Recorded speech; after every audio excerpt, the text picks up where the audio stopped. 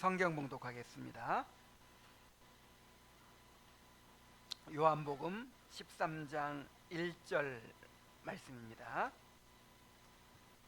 이 말씀을 들을 때 하나님의 말씀을 들으시기 바랍니다.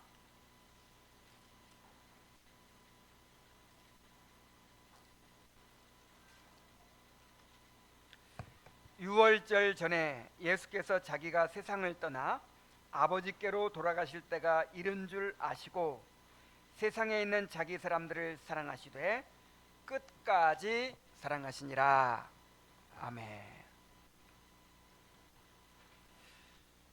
이제 요한복음은 표적의 책을 마치고 영광의 책으로 들어왔습니다. 이 부분은 주님께서 십자가를 지심으로 구속을 완성하시는 사건을 기록하고 있습니다. 요한복음은 총 21장이죠. 그런데 예수님의 3년 공생애를 기록하는데 전체 절반가량을 사용하고 나머지 절반은 불과 며칠 사이에 일어난 십자가 사건과 그 전후의 일들에 집중하여 할애하고 있습니다. 이것은 예수님의 죽으심과 부활이야말로 주님께서 이루신 구속사역의 절정이기 때문입니다.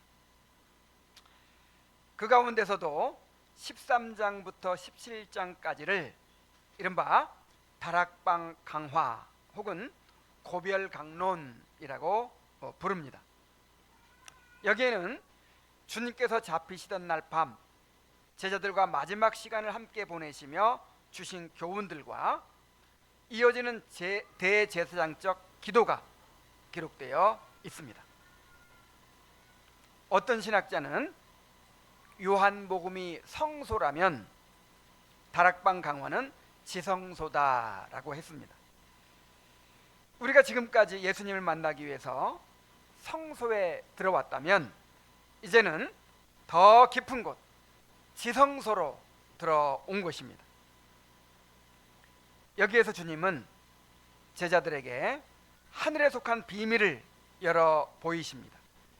새 계명을 주시고 성령님의 인격과 사역을 밝히시고 그리스도와 제자들 사이의 연합과 제자들 상호 간의 연합을 말씀하십니다. 또한 장차 교회가 붙들어야 할 기도의 주제를 자신의 기도를 통해서 가르쳐 주십니다. 그런데 표적의 책과 영광의 책은 그 구조가 반대로 되어 있어요. 표적의 책에서는 예수님께서 한 가지 표적을 행하시죠. 그 다음에 그 표적에 대한 해석과 그 표적이 의미하는 교훈을 자세히 설명을 하죠. 그러나 영광의 책에서는 이제 먼저 이 다락방 강화를 통해서 앞으로 일어날 사건들을 말씀하십니다. 그리고 나서 이제 그 외 실제 사건들이 전개가 되죠. 앞으로 일어날 주님의 죽으심과 부활, 승천, 그리고 성령 강림이라는 구속사적인 사건들을 제자들이 바르게 이해하도록 주님께서 그 비밀을 미리 풀어 설명해 주신 말씀이 바로 다락방 강화인 것입니다. 주님은 이 모든 말씀을 통해서 교회를 향한 당신의 사랑을 확증해 주십니다. 이 다락방 강화는요, 사랑으로 시작해서 사랑으로 끝나요. 13장 1절에서 어떻게 시작하죠? 세상에 있는 자기 사람들을 사랑하시되 끝까지 사랑하시니라, 이렇게 시작하는데, 끝에 이제 17장 26절에 가서 보면 이는 나를 사랑하시는 사랑이 그들 안에 있고 나도 그들 안에 있게 하려 함이니이다, 이렇게 끝나요. 이처럼 사랑이라는 주제가 처음부터 끝을 감싸는 처음과 끝을 감싸는 수미상관 인클루지오를 이루고 있습니다. 곧 다락방 강화 전체가 교회를 향해 남기신 주님의 사랑의 유언이라고 해도 과언이 아닌 것이죠. 자, 그 가운데서 오늘 살펴볼 1절 말씀은 다락방 강화의 서론으로서 이 다락방 강화 전체 내용을 여는 열쇠가 됩니다. 이 한 절 안에 다락방 강화 전체의 메시지, 더 나아가서 십자가 사건의 신학적 의미가 압축되어서 담겨 있습니다. 다시 말해서 이 다락방 강화에는 제자들의 발을 씻기시고 세계명을 주시고 보혜사를 약속해 주시고 또 참 포도나무 비유를 통해서 그리스도와 연합된 삶에 대해서 가르쳐 주시는 그런 교훈들이 다양하게 등장하지만, 자, 그 모든 교훈을 하나로 관통하는 중심 주제가 뭐예요? 바로 주님의 사랑이에요. 그러므로 우리는 다락방 강화를 읽을 때 각각의 교훈을 따로 떼어 이해하려고 해서는 안 됩니다. 이 모든 말씀은 예수님께서 제자들을, 더 나아가 우리를 어떻게 사랑하셨는지, 그리고 그 사랑이 어떤 방식으로 나타났는지를 보여주는 하나의 통일된 증언이라는 사실을 기억해야 합니다. 자, 오늘은 이 1절 말씀을 통해서 자기 사람들을 끝까지 사랑하시는 주님에 대해서 살펴보고자 합니다. 자기 사람들을 끝까지 사랑하시는 주님. 우리 한번 따라해 볼까요? 자기 사람들을 끝까지 사랑하시는 주님.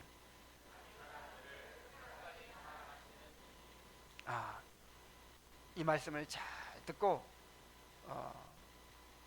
우리를 사랑하시는 그 주님의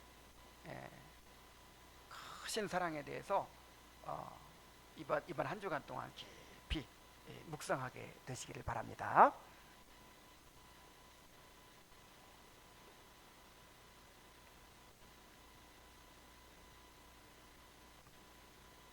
주님은 하나님이 정하신 구속의 때를 명확히 인식하고 계셨어요. 요한은 이 때를 유월절 전에라고 밝힙니다. 자, 유월절이 어떤 절기죠? 출애굽 당시 예수님께서 애굽의 모든 장자를 심판하실 때 이스라엘 백성이 어린 양의 피로 그 심판에서 벗어났던 사건을 기념하는 절기입니다. 곧 장차 메시아께서 오셔서 죄인들을 대신하여 피 흘려 죽으심으로 이루실 구속을 미리 보여주는 모형이었죠. 자, 그런데 드디어 예수님께서 유월절 어린 양으로 오셔서 죽으실 때가 된 것입니다. 예수님은 목요일 밤에 잡히셔서 금요일 저녁 유월절 양 잡는 때에 맞추어서 십자가에 달려 죽으셨어요. 예수님은 자기가 세상을 떠나 아버지께로 돌아가실 때가 이른 줄 아셨다고 했습니다.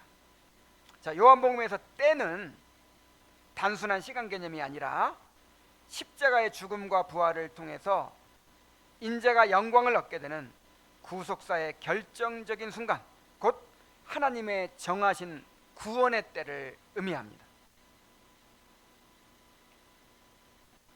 또한 아버지께로 돌아가신다는 말씀은 예수님의 승귀를 의미하죠. 십자가 이후에 부활과 승천을 거쳐서 영광의 보좌에 오르시는 것을 포함하는 표현입니다. 따라서 예수님은 십자가로 구속을 완성하시고 아버지의 영광 가운데로 들어가실 그 거룩한 시간이 이르렀음을 분명히 인식하시는 가운데서 이제 마지막 만찬자리에서 제자들에게 이 모든 말씀을 주시고 이 모든 일을 행하신 것입니다. 자, 그렇다면 그 마지막 시간에 예수님께서 무엇을 하셨습니까? 세상에 있는 자기 사람들을 사랑하셨다고 본문은 말하고 있죠. 자, 여기서 세상에 있는 자기 사람들이 누구죠? 직접적으로는 12제자를 가리킵니다. 그들은 주님께서 친히 택하여 부르신 사람들이었고 3년 동안 동고동락하시고 가장 많은 시간을 함께 보내신 이들이었습니다. 주님은 그들에게 자신의 모든 것을 쏟아부어 가르치고 양육하셨으며 하나님 나라의 비밀을 맡기셨습니다. 더 나아가서 자신의 권세와 능력과 사명을 다 그 제자들에게 위임하셨어요. 그리고 장차 세워질 교회의 미래까지도 그들에게 맡기셨습니다. 이제 주님은 떠나가시지만 제자들은 여전히 예수님을 미워하는 이 세상 한가운데 남겨지게 됩니다. 세상에 남겨질 제자들의 연약함과 두려움, 그리고 그들이 장차 맞닥뜨리게 될 환난을 너무나도 잘 아시는 주님께서 그 마지막 시간을 함께 보내시면서 얼마나 마음이 애틋하셨겠어요. 그 심정을 생각하면서 이 말씀을 보시기 바랍니다. 자, 이 말씀은 이제 이 세상에 있는 자기 사람들을 향한 말씀이었는데, 이 12제자뿐 아니라 더 나아가서 주님께서 택하여 부르신 모든 성도들에게 주신 말씀이에요. 자, 오늘날 예수님의 자기 사람들이 누굽니까? 바로 우리들이죠. 자기 사람들은 창세전에 삼위 하나님이 맺으신 구속 협약에 따라 아버지께서 아들에게 주신 자들입니다. 또한 그들은 그리스도께서 위하여 목숨을 버리신 자들이며 아무도 빼앗을 수 없도록 주님의 손에 굳게 붙들린 자들입니다. 바울은 성도들을 가리켜서 예수 그리스도의 것으로 부르심을 받은 자들이라고 하고, 또 값으로 사심받은 자들이라고 선언합니다. 또한 이사야서에 보면 하나님은 내가 너를 구속하였고 내가 너를 지명하여 불렀나니 너는 내 것이라고 말씀하십니다. 자, 구속했다는 말이 무슨 말이에요? 값을 치르고 샀다는 말이죠. 내가 너희들을 값을 치르고 내 소유로 샀다 그랬어요. 그냥 도매금으로 그냥 산 것이 아니고 한 사람 한 사람 지명해서 이렇게 손가락으로 바로 너 김빛나 이렇게 김지영 이렇게 한 사람 한 사람 이름 불러서 지명해서 그렇게 불러냈다는 거예요. 그러므로 우리는 세상에 살고 있지만 결코 세상에 속한 존재가 아닙니다. 우리는 예수님에 속한 자들입니다. 예수님께 속한 자들입니다. 우리는 그리스도의 몸이요 그리스도의 신부이며 그에게 인도함을 받는 양들입니다. 예수님은 세상에 있는 자기 사람들을 사랑하시되 끝까지 사랑하셨다고 했어요. 어떻게 사랑하셨어요? 끝까지. 예수님은 제자들을 끝까지 사랑하셨습니다. 자, 그들이 어떤 사람들이었습니까? 그들은 연약하고 실수가 많은 사람들이었습니다. 그는 주님의 말씀을 정말 더디 깨닫고 더디 믿는 사람들이었습니다. 그들은 바로 그 밤까지도 누가 크냐를 두고 서로 다투었어요. 그중 한 제자는 예수님을 배반하여 팔아넘겼고, 또 한 제자는 3번이나 주님을 부인했으며, 나머지 제자들 역시 모두 예수님을 버려두고 도망쳤습니다.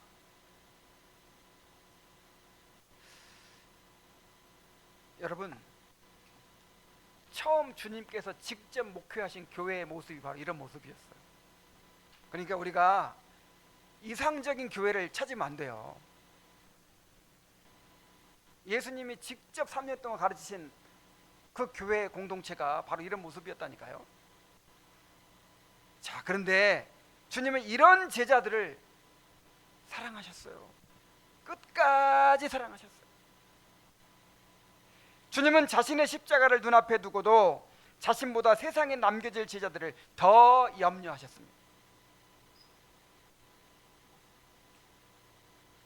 그래서 그들을 마지막 순간까지 가르치시고 위로하셨고 그들의 발을 씻어주시고 성찬을 베풀어 주시며 그들을 위해 간절히 기도하셨습니다. 그리고 부활하신 후에도 자신을 버리고 떠났던 제자들을 다시 찾아가 만나주시고 낙심한 그들을 회복시키시며 끝까지 믿어주셨습니다. 제자들에 대한 주님의 사랑은 곧 우리에 대한 사랑을 보여줍니다. 우리 역시 제자들처럼 연약하고 실수가 많은 사람들입니다. 도무지 사랑받을 만한 가치가 없고 자격이 없는 사람들입니다. 그러나 주님은 우리를 자기 사람들로 택하셨어요. 자, 세상에서 우리보다 더 인격이 훌륭하고 더 신실하고 선한 사람들이 있었겠죠. 그런데 그런 사람들 택하지 않으시고 이렇게 부족하고 연약하고 이런 사람들을 일부러 택하셨어요. 왜요? 그래야 주님의 사랑이 더 크게 드러나잖아요. 베드로의 실수나 그 제자들의 모습이 얼마나 우리에게 위로가 됩니까? 만약에 진짜 훌륭한 바리새인들만 다 모아가지고 그렇게 제자 삼았으면 아마 우리는 절망했을 거예요.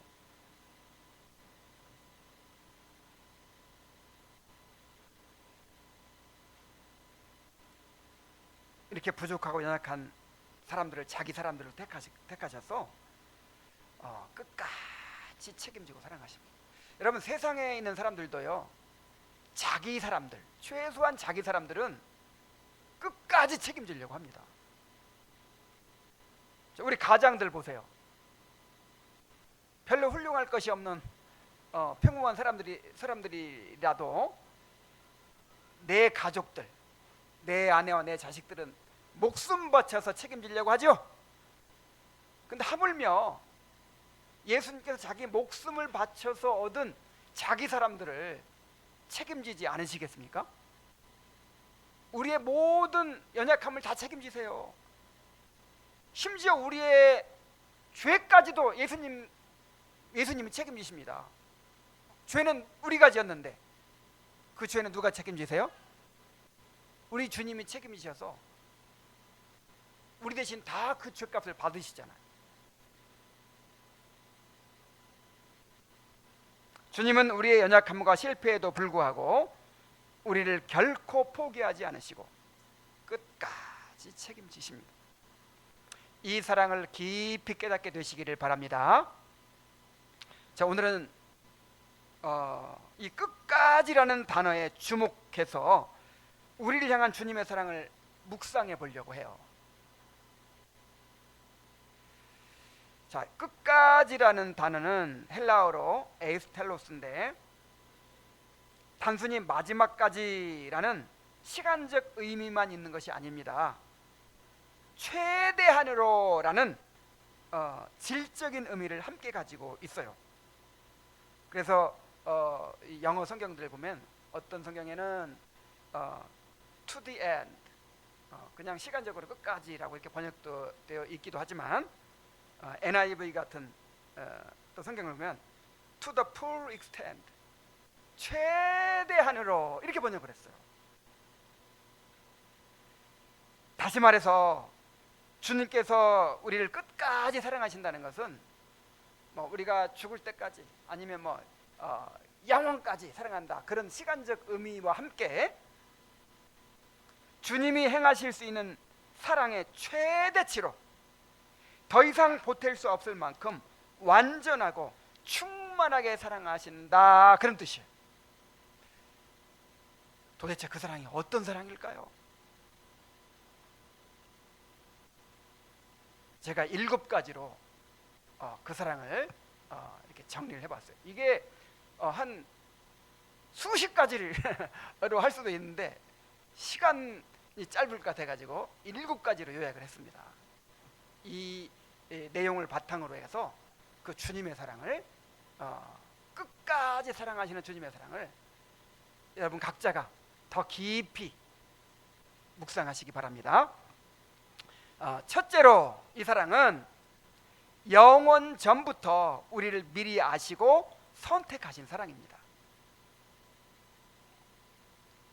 에베소 1장 4절에 보면 곧 창세 전에 그리스도 안에서 우리를 택하사 우리로 사랑 안에서 그 앞에 거룩하고 흠이 없게 하시려고 그랬죠.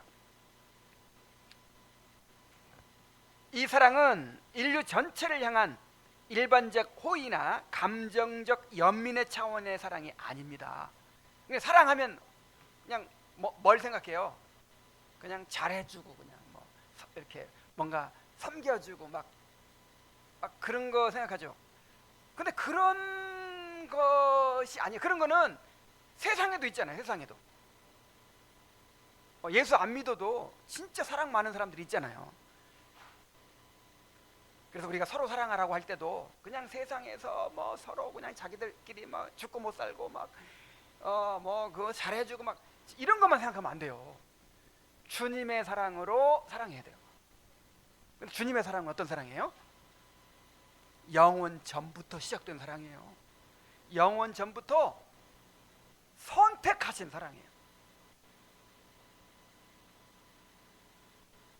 창세전에 아버지께서 택하여 아들에게 주신 자기 사람들을 향한 구속 언약에 근거한 사랑입니다. 이 사랑은 역사 속에서 우연히 시작된 것이 아니라 영원전 하나님의 작정에 기초하고 있습니다. 우리가 태어나기도 전에, 무엇을 행하기도 전에, 하나님을 찾기도 전에 이미 시작된 사랑입니다. 성부께서 선택하시고 성자께서 구속을 이루시며 성령께서 보증하시고 완성하시는 삼위 하나님의 구원하시는 사랑이에요. 우와, 이 사랑의 스케일이 얼마나 큽니까? 둘째로, 이 사랑은 비천한 죄인들을 위하여 자신을 비우신 사랑입니다. 빌립보서 2장 6절로 8절에 보면 그는 근본 하나님의 본체시나 하나님과 동등됨을 취할 것으로 여기지 아니하시고 오히려 자기를 비워 종의 형체를 가지사 사람들과 같이 되셨고 사람의 모양으로 나타나사 자기를 낮추시고 죽기까지 복종하셨으니 그 십자가에 죽으심이라. 정말 주님의 사랑 생각하려면요, 그냥 뭐 호의를 베풀어주고 뭐 잘해주고 이런 차원만 생각하면 안 돼요. 주님께서 우리를 위해서 비우신 것이 무엇인가를 또 생각해야 돼요. 자, 무엇을 비우셨어요? 예수님은 성부 하나님과 동일한 권능과 영광을 가지신 참 하나님이십니다. 천군 천사의 찬양을 받으시는 분이십니다. 그 주님을요, 천사들도 바라보지 못한다 그랬어요. 환상 가운데 이사야가 보니까 그 주님을 천사들이 찬양하는데 어떻게 찬양했다 그랬어요? 눈을 가리고, 감히 바라볼 수 없어가지고 눈을 가리고, 그 다음에 발을 가리고, 그렇게 두 날개를 날면서 거룩하다 거룩하다 거룩하다 그렇게 막 찬양이 터져 나오는 거예요.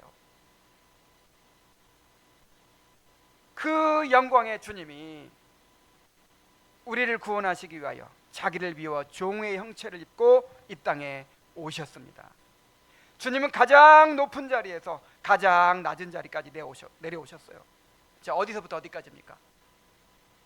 천국에서 지옥까지 내려가셨어요. 그 주님의 낮추심이 얼마나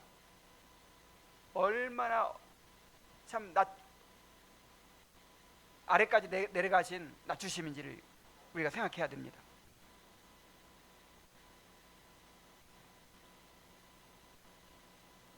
그래서 죽기까지 복종하셨죠.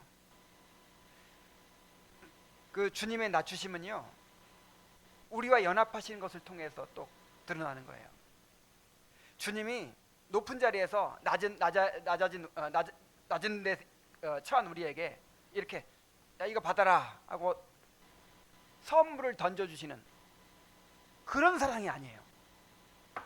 주님은 이렇게 부패하고 더럽고 추한 냄새나는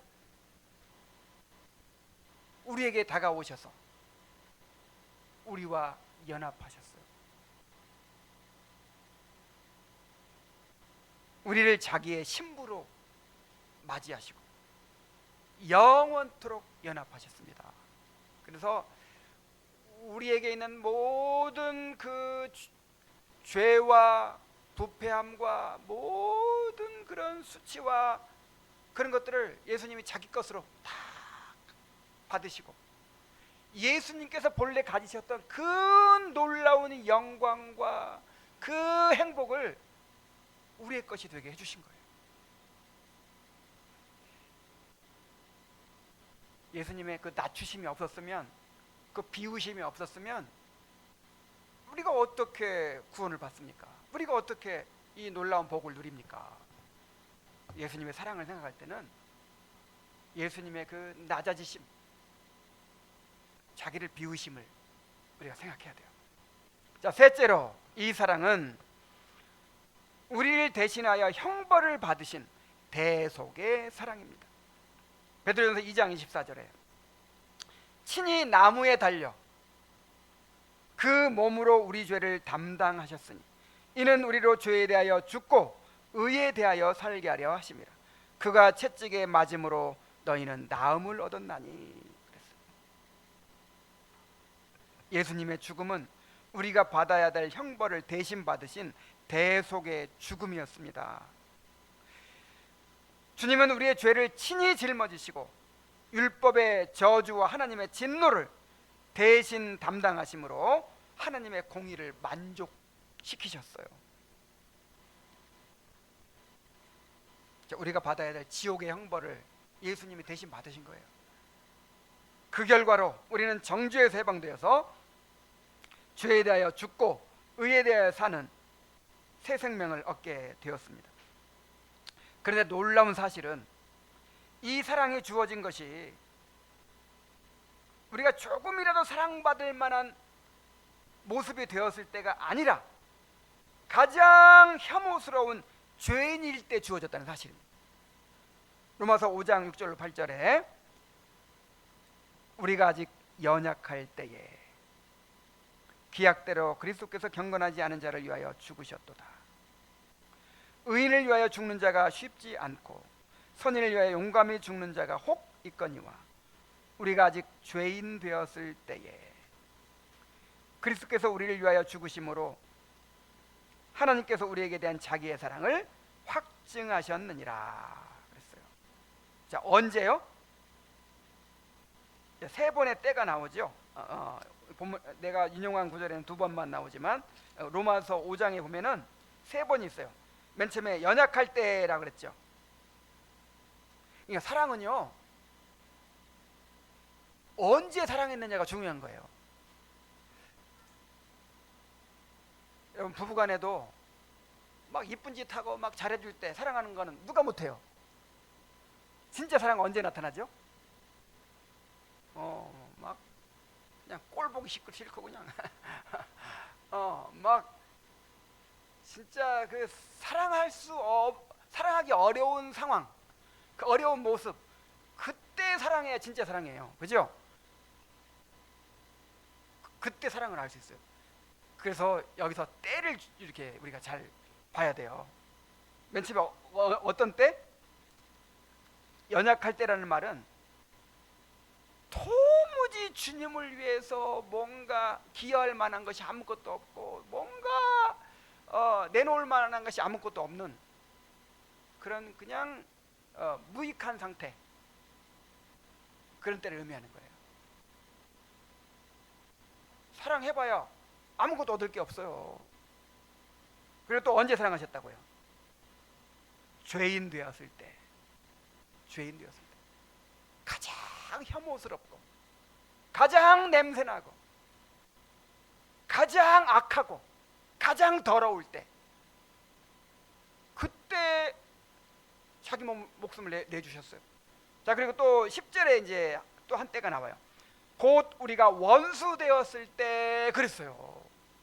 이게 지금 점층법입니다. 자, 연약할 때도 사랑하기 어려워. 근데 또 언제? 죄인 되었을 때. 그래가지고 이제 그것이 극에 달해가지고, 극에 달하면 어떻게 돼요? 원수 되었을 때. 원수 되었을 때 우리를 사랑하셨어요.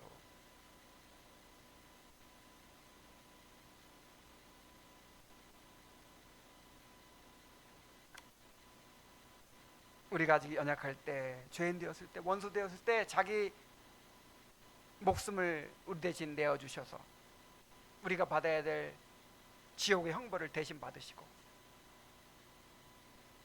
우리를 구원해 주신 그 대속의 사랑을 깊이 묵상하시기 바랍니다.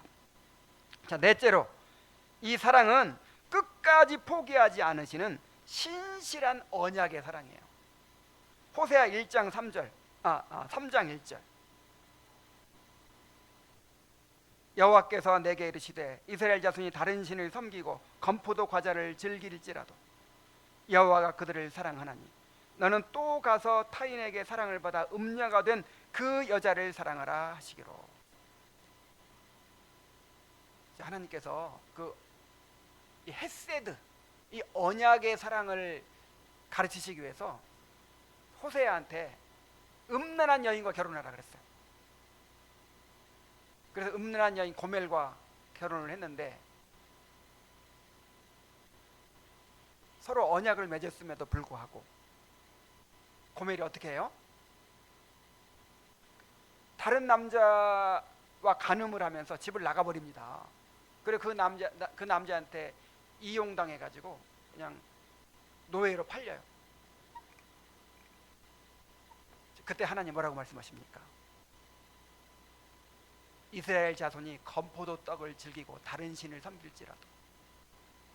자, 정말 그 이스라엘 백성들이 우상 숭배하고 하나님을 예배할 때는 즐거움이 없는 것 같아요. 그냥 경건하게 그냥 뭐 엄숙한 마음으로 하나님을 두려워하면 그 예배를 드려야 돼요. 떡도 무슨 떡 먹어요? 무교병 먹어. 무교병. 맛도 하나도 없는. 근데 그 이방 우상 신전에 가서 제사를 드리면 춤추고 북치고 장구치고 춤추고 그냥 막 즐기면서 떡도 무슨 떡 먹어요? 건포도 떡을 먹어. 막 그러면서 야, 우리가 그 예루살렘 성전에 가서 예배 드릴 때는 이런 즐거움이 없었어. 역시 우리가 바알신 섬기니까 더 좋아. 막 이러면서 좋아하면서 그 예배 드리는 모습이 어떤 모습과 같다는 거예요. 남편 눈앞에서 다른 남자와 간음을 하고 그렇게 즐기고 있는 히덕거리고 있는 그 모습과 같다는 거예요. 그런데도 불구하고 여호와가 그들을 사랑하나니 너는 또 가서 타인에게 연애를 받아 음부된 그 여인을 사랑하라. 그래서 호세아가 돈을 마련해요. 돈을 마련해 가지고 그 인신매매 시장에 이렇게 초라하게 팔려 나온 그 고멜을 다시 사갑니다. 너 다시는 그러면 안 돼. 언약을 지켜야지. 내가 너 다 용서해 줄 테니까, 다 용서해 주고 받아줄 테니까 이제는 우리 서로 마음을 맞추어 같이 살자. 이것도 데려가요. 그 일이 계속 반복되는 거예요. 우리는 언약에 신실하지 못합니다. 늘 언약을 어기고 살아요. 그러나 하나님께서 맹세하신 그 언약을 끝까지 지키십니다. 그래서 우리가 지금 이 자리에 있는 거예요.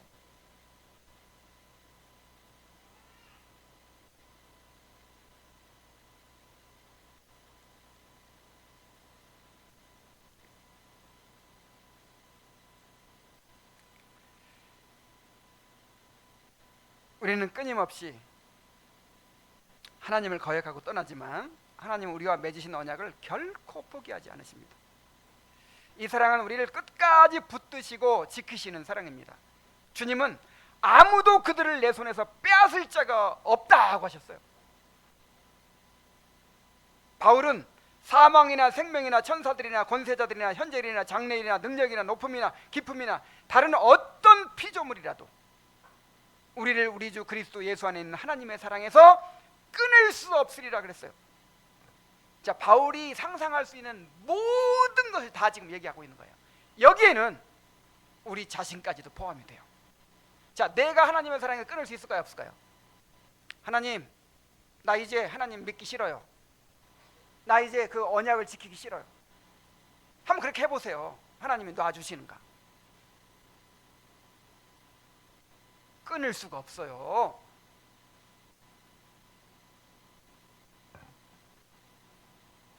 그 언약의 사랑 헤세드를 기억하시기 바랍니다. 다섯째로, 우리 주님의 사랑은 우리의 연약함을 아시고 자상하게 돌보시는 긍휼의 사랑이에요. 히브리서 4장 15절 16절에 보면 우리에게 있는 대제사장은 우리의 연약함을 동정하지 못하실 리가 아니요 모든 일에 우리와 한결같이 시험을 받은 자로되 죄는 없으시니라. 그러므로 우리가 긍휼하심을 받고 때를 따라 돕는 은혜를 얻기 위하여 은혜의 보좌 앞에 담대히 나아갈 것이니라 그랬어요. 주님의 사랑은 그냥 영적인 문제에만 관심을 갖는 그런 사랑이 아니에요. 우리의 현실의 삶 속에서도 세밀한 돌보심으로 나타나는 그런 사랑입니다. 주님은 우리의 연약함을 몸소 겪으셨기 때문에 우리의 형편을 깊이 동정하십니다. 그것을 보여주셨잖아요. 나사로가 죽었어요. 그래서 나사로를 사랑하는 사람들이 막 슬피 웁니다. 근데 울 필요가 있어요, 없어요? 예수님이 살리실 거잖아요.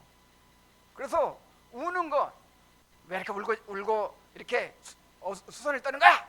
그러면서 울지 마! 그러실 수도 있어요.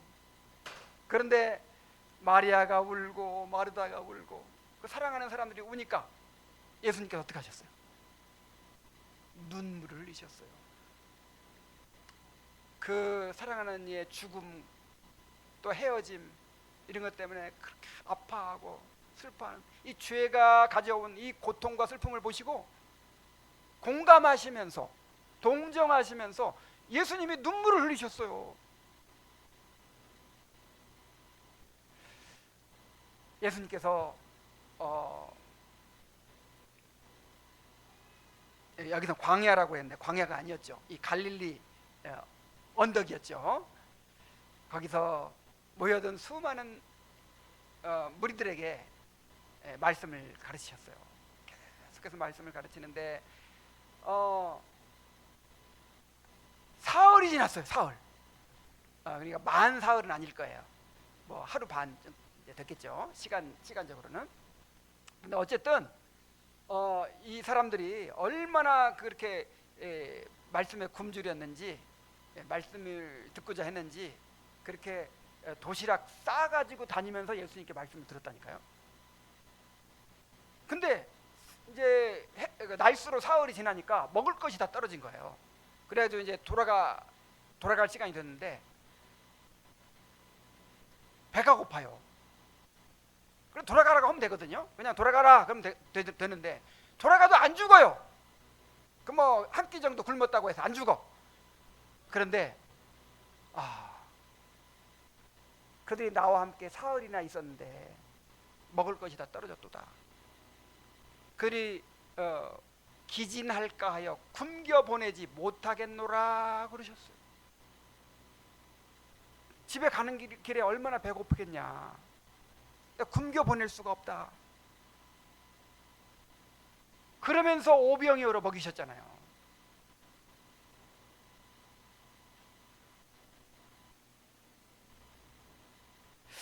여러분, 우리가 몸이 아파가지고 정말 서러울 때가 있죠. 힘들 때가 있죠. 그리고 몸이 아프면요, 이렇게 굉장히 이렇게 서럽기도 하고, 이걸 누가 알아줘요? 서럽기도 하고, 또 이렇게 자꾸 비관적인 생각이 들고 마음이 약해지고 막 그래요. 그 마음을 우리 주님이 아십니다. 동정하십니다.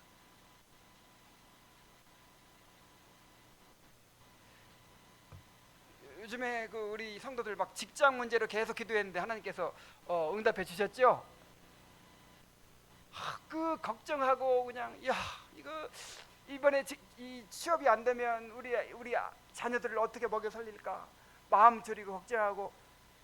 자, 이 마음을 누가 아세요? 우리 주님이 아시고 동정하신다니까요. 우리가 얼마나 이 죄의 유혹에 대해서 정말 이겨내기가 어려운지 그것도 다 아세요. 우리와 함께 모든 시험을 다 당해보셨기 때문에.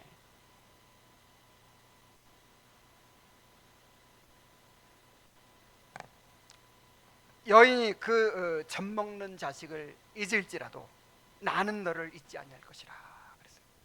야, 정말 그 어린아이를 향한 엄마의 긍휼, 이거보다 더 큰 게 어디 있어요? 어린아이는 그 아기를 이제 따로 재우는데 저 방에서 울음소리가 나면 그냥 금방 가슴이 미어지죠. 그냥 금방 뛰어가죠. 근데 그 엄마는 잊어버릴지라도 우리 주님은 우리를 향한 사랑을 잊지 않으시겠다. 긍휼이 더 크다는 거죠. 우리 주님의 긍휼이. 그래서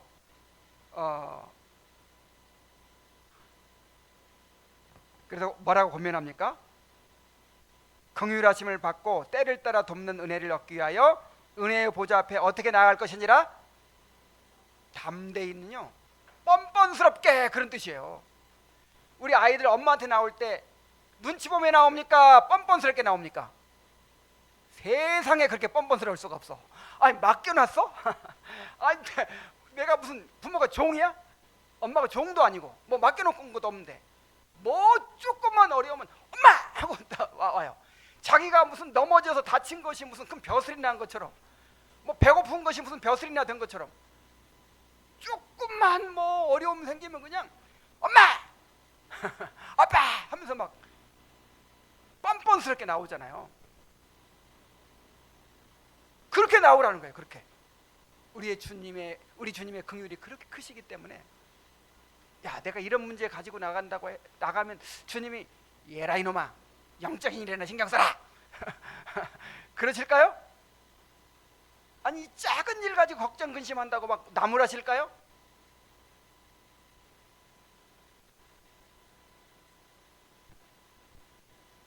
긍휼하심을 받고 때를 따라 돕는 은혜를 얻기 위하여 은혜의 보좌 앞에 담대히 나아가시기 바랍니다. 뭐 누가 듣는 것도 아니잖아요. 그냥 뭐 누가 듣는 것도 아니야. 그러니까 나는 그냥 주님 앞에 나가서 별 얘기 다 할 수 있어요. 아마 내 기도하는 거 들으면 창피해. 창피할 만한 그런 기도가 많아요. 얼마나 작은 문제까지 막 하나님께 기도하는지. 근데 그 기도를 기뻐하신다잖아요.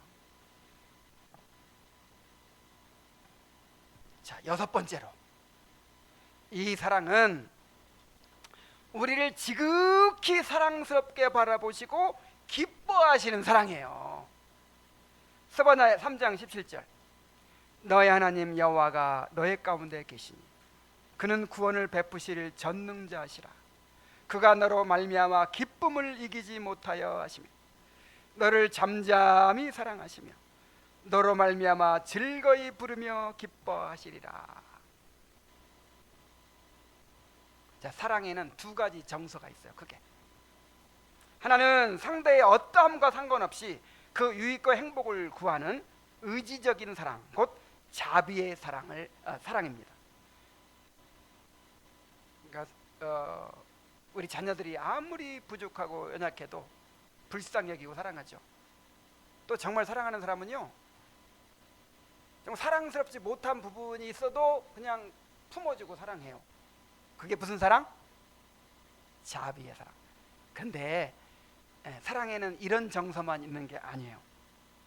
또 하나는 그 대상 안에 있는 아름다움과 거룩함, 그 완전함을 바라보면서, 탁월함을 바라보면서 기뻐하고 즐거워하는 사랑이에요. 자, 우리 자녀들을 사랑할 때 그냥 불쌍히 여기는 사랑도 있지만 또 어떤 사랑이 있어요? 어쩌면 그렇게 예뻐요. 어쩌면 그렇게 귀여워요. 어쩌면 그렇게 사랑스러워요. 그래가지고 그냥 보면 막 웃음이 터지죠. 애기가 엄마를 향해서 활짝 웃으면요, 엄마의 뇌에 마약 성분이 나온대요. 그래가지고 그냥 모든 그냥 그 고통 다 잊어버리고 애를 막 이렇게 셋씩 넷씩 막 낳는 거야.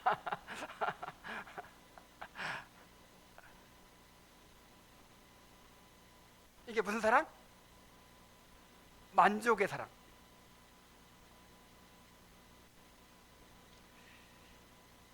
여러분, 삼위 하나님이 서로 사랑하신다 그랬죠? 삼위 하나님이 서로 사랑하시는데 우리처럼 부족함을 받아주고 그냥 잘못해도 용서해주고 그냥 자 그런 사랑일까요? 하나님한테는 자비가 필요 없어. 하나님한테는 자비가 필요 없습니다. 근데 어떻게 서로 사랑할까요? 서로에게 있는 아름다움과 영광을 바라보면서 기뻐하는 사랑이에요.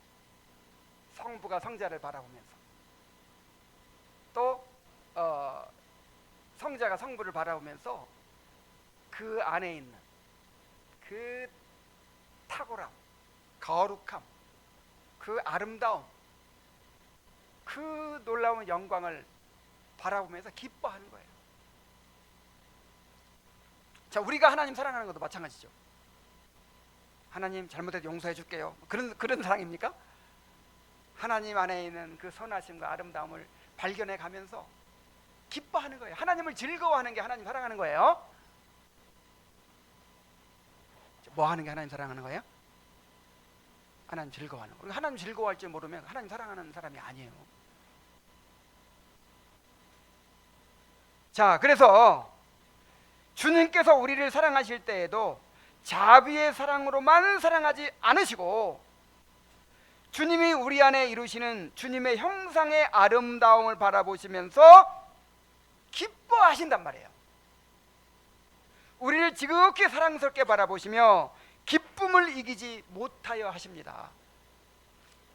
여러분, 우리 아이들 바라보면 그냥 가만둘 수가 없어. 그냥 꼬집어주고 싶고 그냥 으스러지게 알아주고 싶고 막 기쁨을 이길 수가 없어. 근데 주님이 우리 바라보시면서 그렇대요. 믿으세요. 믿으세요. 아니 성경 말씀에 그래서 이거 다 외워야 돼. 이 말씀을 다 암송한 말씀이에요. 하나님이 아이고 막 부부간에도요. 어떨 때는 밥 먹는 모습 이 뒷꼭지만 봐도 막 미워 죽겠다는 거야. 그렇게 꼴보기 싫을 때가 많대요. 근데 우리 주님은 나를 보고 어떻게 하신다고요? 아이고 우리 요섭이 그냥 밥 먹고 있는 모습 보면 그냥 너무 기뻐가지고 막 어이구 그냥 기쁨을 이기지 못해 하신다고요. 나 그래서 살아요.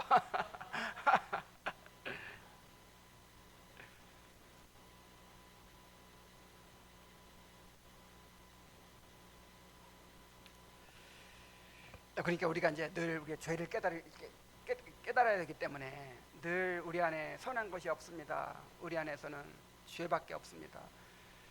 우리는 정말 너무 누추하고 정말 비루한 죄인들입니다. 늘 이렇게 고백하지만 여러분 그것만 생각하면 또 안 돼요. 우리를 새로운 피조물로 만드셨죠. 그리고 우리를 주님 형상으로 빚어가고 계시죠. 그리고 주님 우리를 바라볼 때 주님께서 이루실 모습을 바라보시겠죠. 사랑은 장차 되어질 모습으로 바라봐주는 게 사랑이에요. 그래서 주님께서 우리를 바라보실 때도 지금 현재의 부족한 모습만 바라보실까요? 아니면 장차 완성될 모습을 바라보실까요? 그게 얼마나 사랑스럽겠어요. 얼마나 기쁘겠어요.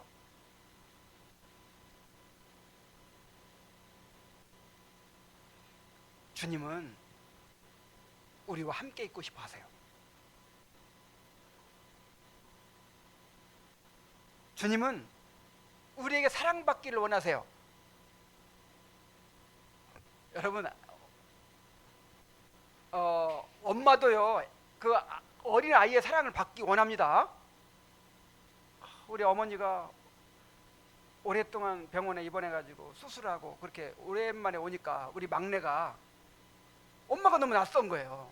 할머니 품에만 있고 막 하다 보니까 이제 엄마는 누구만 기다렸을까요? 빨리 퇴원하고 가가지고 우리 그 막내를 안아보고 싶은 거예요. 그래가지고 막 우리 엄마가 막 기대를 하고 그렇게 문을 열고 들어왔는데 우리 막내가 엄마를 슬슬 피하는 거예요. 그러니까 그냥 그 서러움에 눈물이 막 쏟아지는 거예요.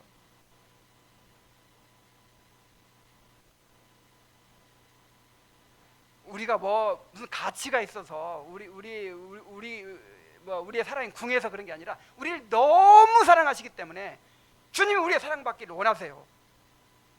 우리가 주님께 대한 사랑을 고백하고 또 사랑으로 순종하고 사랑으로 주님을 찬양하고 할 때 주님께서 그렇게 기뻐하십니다. 믿으십시오. 여기서 예배를 인도하다 보면 우리 아이들이 그렇게 찬송을 열심히 불러요.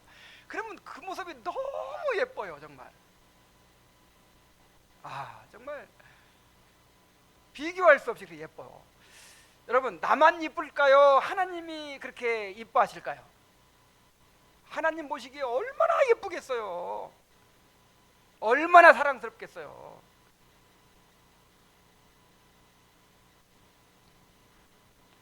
자, 주님의 사랑이 어떤 사랑이라고요? 우리를 기뻐하시는 사랑입니다. 예, 그렇게 믿으세요. 우리를 기뻐하십니다. 자, 그리고 한 가지만 더 얘기할까요? 한 70까지는 해야 되는데 한이 없는데 시간 관계상 한 가지만 더 하겠어요. 7째로 반드시 그 원하고 목적한 말을 성취하시는 사랑입니다. 로마서 8장 30절에 또 미리 정하신 것들을 또한 부르시고 부르신 것들을 또한 의롭다 하시고 의롭다 하신 것들을 또한 영원롭게 하셨느니라. 여러분, 사랑에는 목적이 있어요. 사랑에는 뭐가 있어요? 의도가 있고요, 목적이 있어요. 그 목적이 뭐냐면 그 대상의 행복입니다. 그러니까 사랑하면 잘해주고 싶잖아요. 그냥 뭐든지 다 해주고 싶죠. 간이라도 꺼내주고 싶죠. 그러나 마음만 그래요. 우리의 사랑은 그저 마음으로 끝날 때가 많아요. 우리는 마음이 있어도 그 목적을 다 이루지 못합니다. 단지 소원에 그치고 기대에 그치고 말에 그칩니다. 그러나 주님의 사랑은 다릅니다. 그 사랑이 우리를 위하여 목적하신 말을 반드시 성취하십니다. 주님은 우리를 사랑하시기 때문에 우리에게 해주고 싶은 게 많겠죠? 한없이 많겠죠? 내가 이렇게 해주고 싶다. 근데 마음 그랬는데 사정상 그렇게까지는 못 해줬다. 자, 이런 게 있을까요, 없을까요? 없어요. 주님은 우리를 향해 목적하신 말을 다 성취하십니다. 그래서 극에 달하도록 최대한도로 우리에게 베풀어 주시는 거예요. 자기가 가진 모든 영광을 다 누리게 해주시는 거예요.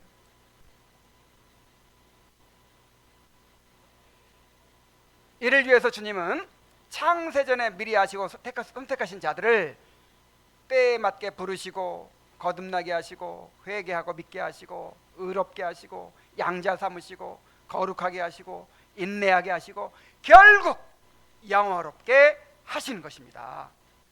그러므로 우리가 비록 연약할지라도 세상의 온갖 시험과 혼란을 만날지라도 우리 안에서 착한 일을 시작하신 이가 그리스도 예수의 날까지 능히 이루실 것을 확신할 수가 있는 것입니다. 이제 결론입니다. 여러분, 이 주님의 사랑을 깨닫고 누리게 되시기를 바랍니다. 에베소 3장 18절로 19절에 능히 모든 성도와 함께 지식에 넘치는 그리스도의 사랑을 알고 그 너비와 길이와 높이와 깊이가 어떠함을 깨달아 하나님의 모든 충만하신 것으로 너희에게 충만하게 하시기를 구하노라 그랬어요. 자, 누군가에게 사랑받는 것처럼 행복한 일은 없습니다. 누군가에게 사랑받는 것만큼 힘이 나게 하는 것은 없습니다. 그런데 우리가 주님의 완전한 사랑을 깊이 경험하게 된다면 우리 삶이 어떻게 될까 한번 생각해 보세요. 바울은 우리가 그 사랑을 알게 될 때 하나님의 모든 충만하신 것으로 충만하게 된다 그랬어요. 야, 이거 정말 너무나 엄청난 말 아니에요? 자, 우리가 하나님의 그리스도의 사랑의 너비와 길이와 높이와 깊이를 알게 되면 하나님의 모든 충만하신 것으로 충만하게 된다는 거예요. 가슴이 터져서 죽을지도 몰라요. 더 나아가서 이 모든 일에 우리를 사랑하시는 이로 말미암아 우리가 넉넉히 이기는이라 그랬어요. 여러분, 우리의 승리가 어디에 달려 있어요? 주님의 사랑에 달려 있어요. 정말 주님의 사랑만 누린다면 넉넉히 이겨요. 근데 문제는 그 사랑을 몰라. 그 사랑을 누리지를 못해요. 그래서 어려운 거예요. 신앙생활이 어려운 거예요. 그래서 바울은 성도들을 위해 기도할 때 이 사랑을 알게 해달라고, 그 사랑의 너비와 길이와 높이와 깊이를 알게 해달라고 기도했어요. 자, 그렇다면 우리가 어떻게 주님의 사랑을 알아갈 수 있을까요? 자, 모든 성도와 함께라고 한데 열조가 있어요. 그 사랑을 어떻게 알 수 있습니까? 모든 성도와 함께 알 수 있어요. 우리가 혼자서는 결코 그리스도의 사랑을 온전히 알아갈 수 없습니다. 혼자서 막 혼자 고고하게 묵상하고 막 성경 공부하고 막 경건서적 읽고 막 기도하고 막 혼자서 물론 그렇게도 조금 깨달을 수 있겠죠.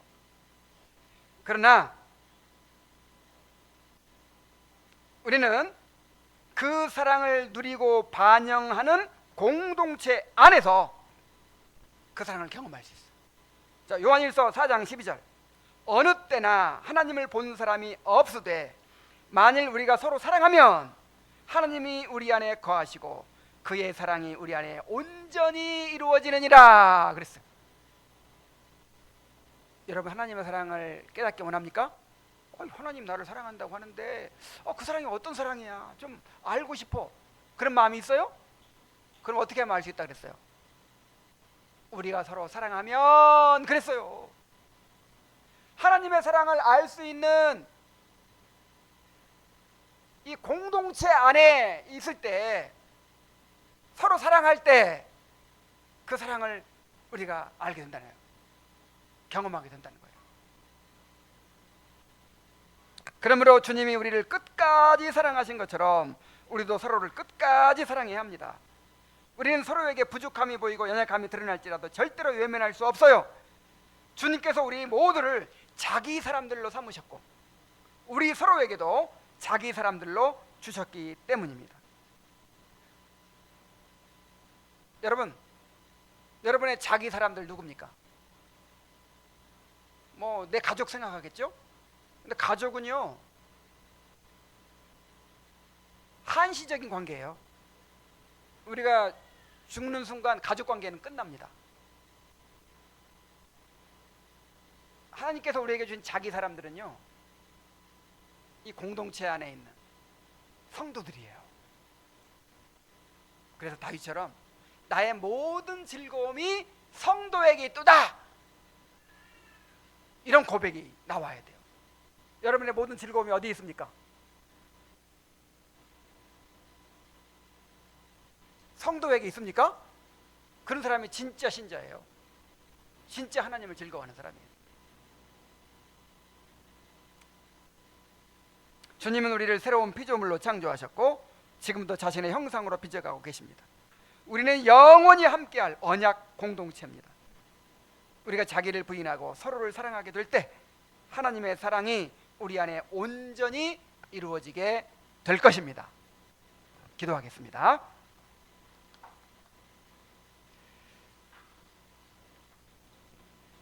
하나님 아버지,